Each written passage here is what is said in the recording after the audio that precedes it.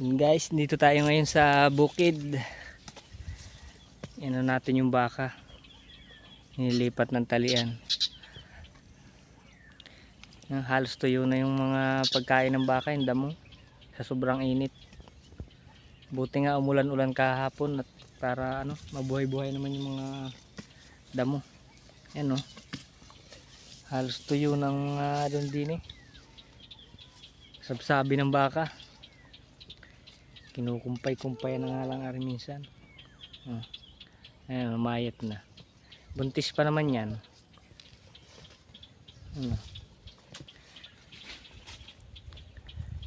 Tuyo ang mga gubat.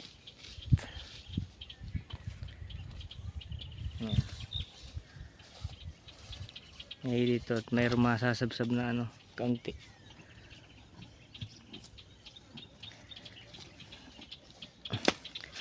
Ito guys, puno ng puno ito ng aroma. Kung tawagin aroma, yung matinik ang katawan. Yan o. Maraming tinik. Matinik ang katawan niya sa mga sanga niya. Aroma. Ito yung puno ng aroma. Sobrang tigas ng pagkakahoy. Yan o. Ito magandang ulingin yung mga ganitong aroma. Magandang uling ng ganare. Kaya lang napakaraming tinik.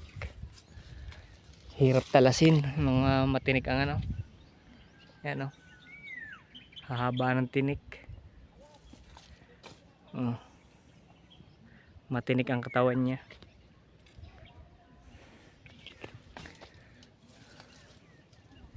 Yan o. Sobrang haba ng tinik.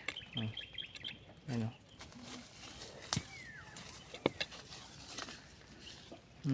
Tinik. Delikado pag nakatinik sa paa yan, napuputol pa naman. Naiiwan yung tinik. Yan o. Sobrang haba ng tinik.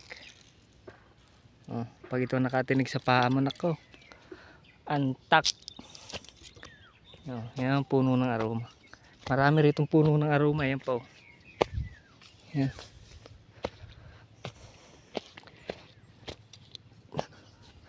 Ano ba naman yun? Bay kayo na dyan, sabid ka na agad dyan.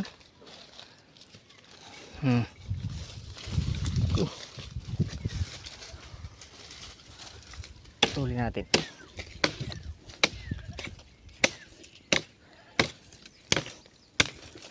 Para hindi sabiran.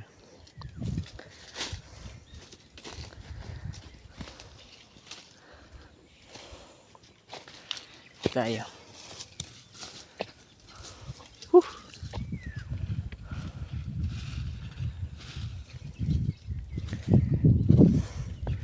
Guys, dito tayo sa taas para tanaw natin ang bundok. Yan guys, ito ang puno ng aroma din eh. Yan. Magandang ulingin yung ganare. Maganda ring panggatong. Yan o. Kaya lang napakatigas. Sobrang tinik pa ng katawan.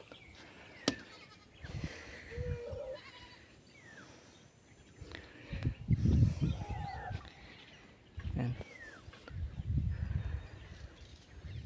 Tayo malilum-lilum din eh. Sobrang init dun.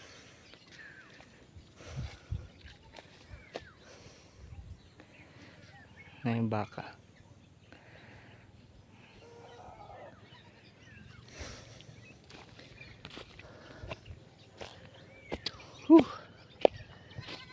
Tuyo na ang damo. Diyan tayo sa taas din eh. Medyo malilom. Ang mga kahoy din halos puro may mga tinik ang mga katawan. Tama ito. Ito naman isang ito. Halos puro tinik din.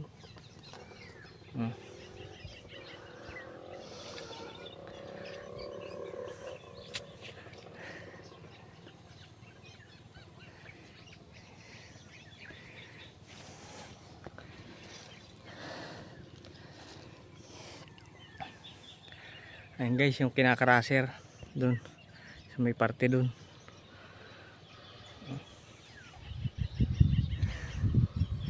Buti na lang pinuntahan ko yung baka, nakaalpas na pala, nabunot na dun sa pinagtalian.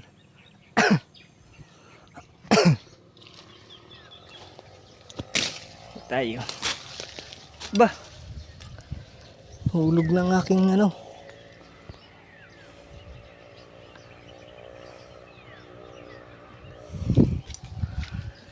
Tayo, maraming pugad din dito eh, maraming pugad ng ibon guys. So tamo mga puno ng kahoy din eh, sobrang titinik.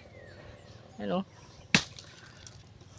kung ano naman kahoy na rin gana rin, puro may mga tinik ang ano, karamihan ng kahoy din may mga tinik. Ano, yan ang puno niya. Ito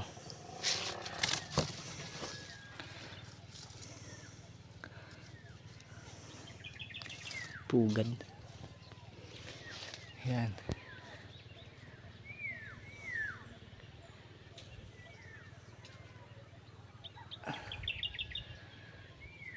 Bumubunga din siya. Kinakain na daw ang bunga ni Redini, yung bunga nito. Kinakain. Yan oh, may bunga yan oh. Ang hinog niyan kulay pula. Kulay pula ang hinog niyan. Pero hindi pa ako nakatikim ng bunga niyan. Dito lang ako ayan oh. Ayan oh. May bunga. Ayan to. Ayan oh.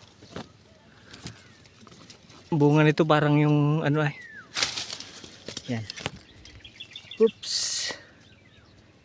Ayun, nagulong na. Yan. Pain natin.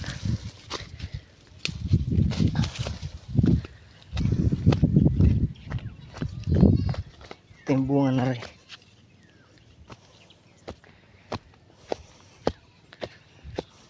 Yan. Ito. Ito yung bunga. Ang laman niya, kala mo yun sa ano, you know,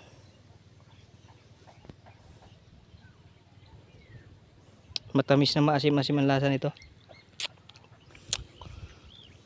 Pero ayaw kong kumain yan. Pero sabi kinakain daw yan eh. Ganyan. Yan, puno na yan. Hindi. Ayan.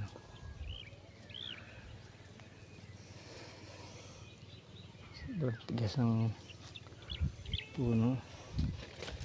Balik tayo dito. Medyo malamig din sa ilalim. Tabi po. Yan. Yan ang katawan ng ganang kahoy na yan. Puro may mga tinik. Ayan.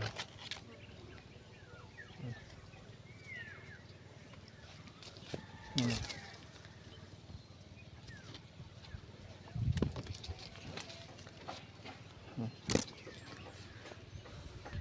Ito yung mahilig bahaya ng mga putakte, yung mga ganitong puno. Yan, are.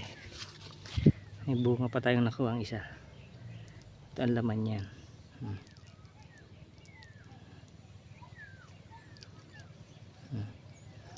Ang buto niya kala mo yung sa ano, kinakain daw ito eh. Pero tinikman ko naman ng kaunti, matamis na maasim-asim nga ang lasa niya. Kaya ko lang, ano ba tayo mapasama, ngayon lang tayo ano lang gana rin, nakatikim. Ang ganda rito at malilom-lilom.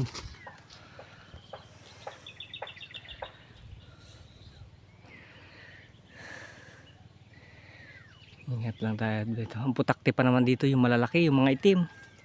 So, magalaw mo lang ng kaunti ang dahon, habulin ka talaga. Ang bahay ay yung parang sa lulumbo, hinlulumbo. Pero maliit lang sa putakti. Yung malalaking putakting kulay itim. Yan, di sa gana rin nagbabahay yung mga yung mahilig sa gana rin magbahay. Ang ganyan. Kaya pag inuga mo yan ako, Baka mamaya mayroon dyan nakatagong putakti. Ayan o, ang puro putakti. Lilipad-lipad.